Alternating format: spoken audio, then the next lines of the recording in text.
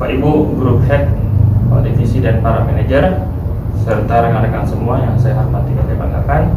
Perkenalkan, nama saya Gali Hidayat, saya biasa dipanggil Gali. Saat ini saya bertugas di Bank BJB Cabang Cilegon, menjabat sebagai manajer operasional sejak tahun 2017. Lama bekerja saya selama di Bank BJB kurang lebih sekitar 9-10 tahun. Dan saat ini sampai dengan hari ini saya masih berada di Cabang Cilegon.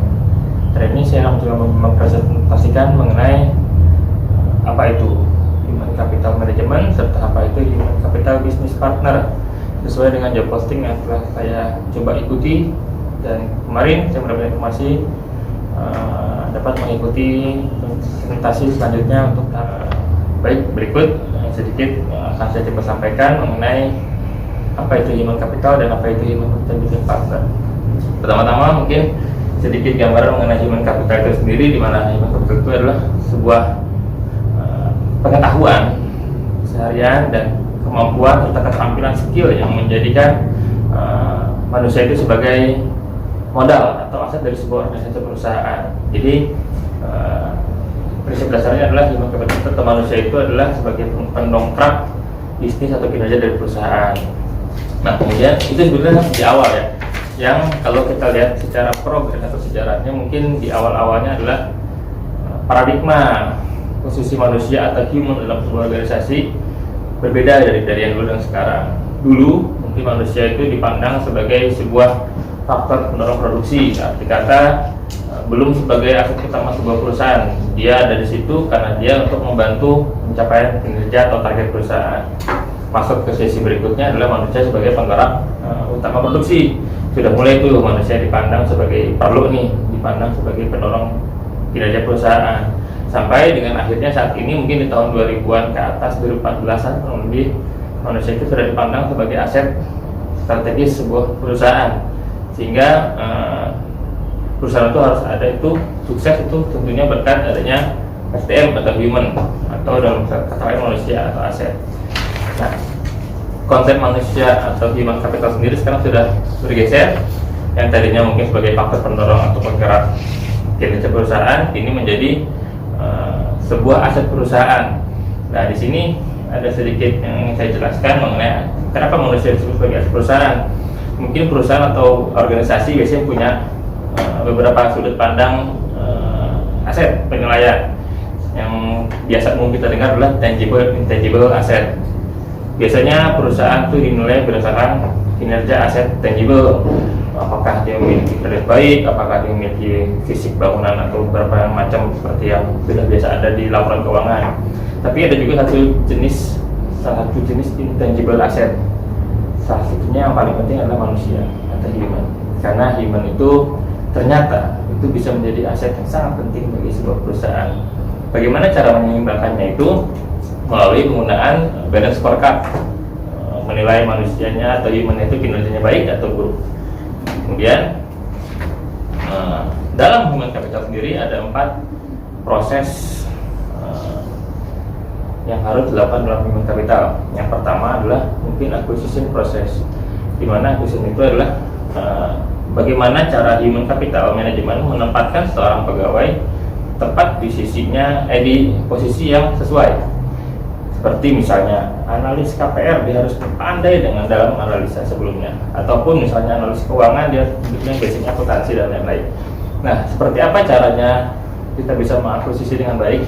Salah satu yang mungkin bisa diterapkan adalah kita harus menyiapkan sistem perencanaan, dan sistem perencanaan itu sendiri bisa berupa assessment atau penilaian kepada calon pegawai tersebut, sehingga tidaklah jadi kesalahan pegawai yang harusnya bisa sebagai marketing dia ada di back office, itu mungkin tidak sesuai.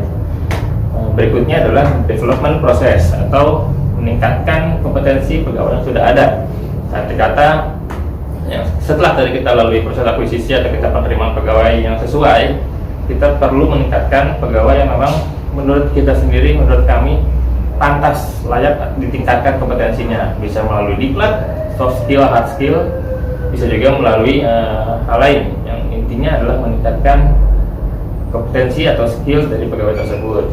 Nah, setelah kita lakukan hal tersebut, proses selanjutnya adalah engagement proses atau Dalam arti kata kita sudah melihat nih potensi pekerja yang sudah baik, yang kompetensinya sudah bagus, tinggi. Kita perlu tingkatkan lagi integritasnya mereka, loyalitasnya mereka dengan engagement proses, sehingga pekerja yang sudah baik, kompetensi skillnya sudah bagus, loyal terhadap perusahaan kita dan sudah engage, memiliki keterikatan dengan perusahaan, rasanya dia tidak mau dia pergi dari perusahaan ini. Yang terakhir mungkin adalah detention. Nah, detention ini berupa seperti pegawai yang sudah loyal, sudah terikat, sudah pandai, sudah kompeten, layaklah diberikan apresiasi. Disitulah posisi detention kita memerlukan reward lah, penghargaan kepada mereka yang sudah bekerja dengan sangat baik. Nah, sekarang kita ke Human Capital Business Partner. Apa sih Human Capital Business Partner dalam hal ini? Mungkin secara definisinya adalah pemegang keseimbangan antara unit-unit kerja bisnis dan unit kerja SDM atau Human Capital sendiri. Jadi dalam beberapa perusahaan pasti ada namanya unit kerja bisnis dan unit kerja supporting. Dalam hal ini Human Capital Business Partner ada di tengah-tengah, di mana mereka harus mampu memenuhi kebutuhan unit bisnis, melihat strategi unit bisnis dan menyelaraskannya dengan strategi dari SDM sendiri, dari Human Capital sendiri.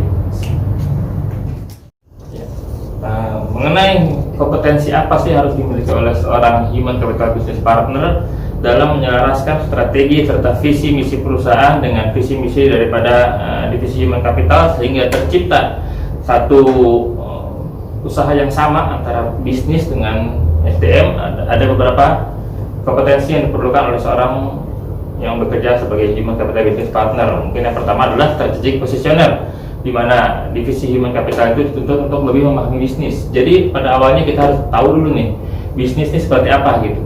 Ketika kita sudah tahu strategi bisnis seperti apa, arahnya rencana bisnis perusahaan seperti apa, akan seperti apa ke depannya, baru kita sinergikan dengan strategi divisi Human Capital, yang pada akhirnya nanti kita akan mendorong secara otomatis strategi bisnis tersebut melalui penempatan sumber daya manusia yang sesuai. Kemudian lanjut kita juga harus punya namanya credible activist, di mana Human Capital Business Partner ini harus mendapatkan kepercayaan dari atasan dan karyawan. Jadi mereka itu akan berfungsi sebagai penghubung antara kebijakan manajemen atau perusahaan dengan mungkin ada aspirasi dari karyawan atau di cabang-cabang, contohnya seperti Bank BJB.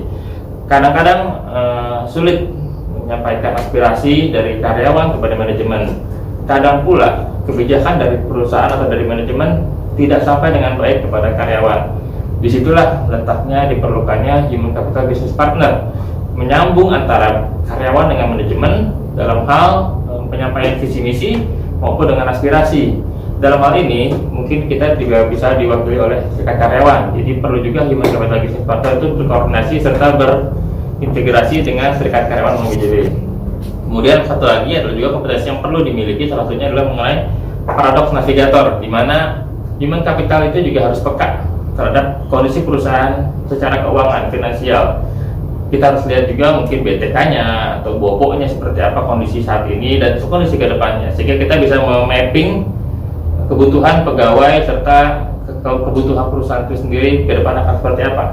Ambil contoh, seumpama misalnya kita perlu penambahan pegawai lebih kurang 500 orang dengan grade 3 atau 4, kita perlu lihat dulu keuangan perusahaan seperti apa.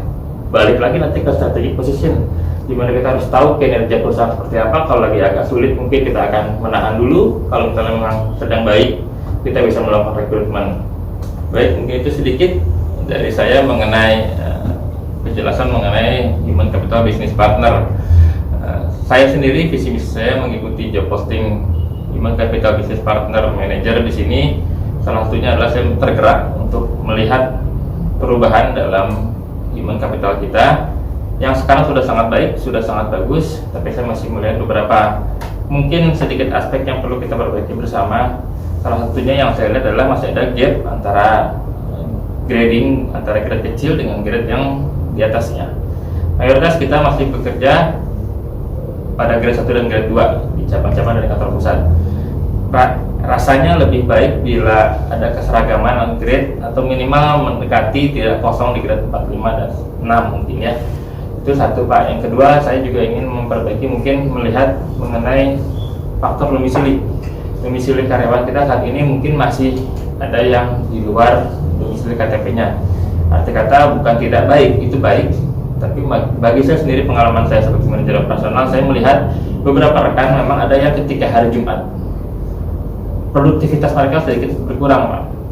Karena mereka mungkin sudah memikirkan, wah saya sudah harus pulang, dan lokasinya pun tidak mudah dijangkau. Arti kata contoh misalnya ada yang di cabang Makassar, tapi alamatnya dia sendiri tinggal di Sukabumi misalnya gitu. Itu mereka memerlukan waktu yang cukup lama, sehingga ketika Jumat siang mereka sudah tidak fokus bekerja. Saya inginnya ada perubahan itu, Pak. Nanti jadi domisili bisa lebih dekat dengan keluarga, dan saya yakin produktivitas akan meningkat sejalan dengan mereka dekat dengan keluarga. Yang ketiga mungkin faktor drive me in the right place. Mungkin bank itu saya rasa paling mudah merekrut orang atau pegawai dari semua jurusan. Rata-rata semua jurusan bisa diterima oleh bank kecuali mungkin kedokteran atau bidan. Nah, di sini saya juga ingin nanti melihat berubah sedikit lah, seperti apa sih seharusnya posisi tersebut. Contoh, ada analis KPR atau analis kredit yang basicnya ternyata dia hanya administrasi, tapi ada juga yang misalnya basicnya dia marketing tapi dia ditempatkan sebagai teller. Nah, kedepannya saya ingin melihat satu perubahan, bagaimana menyatukan sesuai dengan background mereka masing-masing, Pak. Jadi ketika memang marketing itu sudah saatnya dia bisa menjual, dia bisa selling, dia bisa menggait nasabah, sayang kalau hanya ditempatkan di back office. Mungkin bisa kita atur-atur, kita rubah menjadi seorang marketing atau marketer sejati, justru yang memang tadinya backgroundnya memang dia back office tapi dia ditempatkan di analis dan dia merasa pusing dan goyang, bisa juga kita rubah ke back office. Kenapa demikian? Saya ingin juga ada karir path, karena beberapa hal yang sudah saya lihat di cabang-cabang, yang pengalaman selama inilah, seorang analis yang sudah bekerja lebih dari 5 tahun, setiap harinya mengerjakan analisa, ketika dia harus promosi karena mentok di analisnya itu hanya analis, akhirnya dia promosi menjadi seorang officer atau pemimpin kantor kas. Ada potensi ilmu yang hilang dan tidak terpakai di situ. Jadi kedepannya saya harapkan bisa ada career path untuk sebuah jabatan yang memang spesialisasi seperti analis kredit. Itu sih, Pak. Terakhir, saya juga tetap akan bekerja sama dengan serikat karyawan Bank BJB, dalam hal ini mungkin di DPW-nya wilayah, karena Human Capital Manager ditempatkan di wilayah. Jadi sinerginya tetap harus dijalankan antara Human Capital dengan karyawan melalui karyawan Bank BJB. Mungkin sekian dari saya, presentasi sedikit dari saya. Mohon maaf apabila ada kekurangan dan kesalahan dalam kata dan pemakaian kata. Wabillahi taufiq wal hidayah. Wassalamualaikum warahmatullahi wabarakatuh.